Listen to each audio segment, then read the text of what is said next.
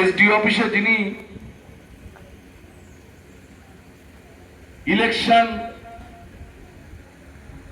এর দায়িত্ব আছেন, ওসি ইলেকশন আছেন অঞ্জন বাবু, তিনিও আইন জানেন। আপনারা বলবেন বলেন কি?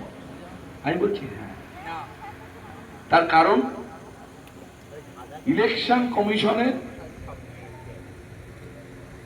একটা বই আছে, রেজুলেশন।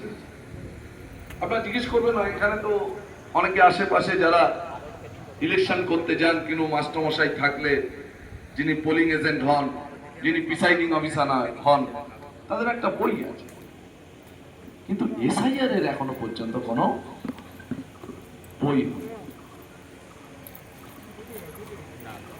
এখন পশ্চিমবাংলায় আপনি অবাক হবেন, ভারতবর্ষে আরো 6টা রাজ্যে নির্বাচন হবে, তামিলনাড়ু, পন্ডিচেরি, মিজোরাম, কেরালা, আসাম,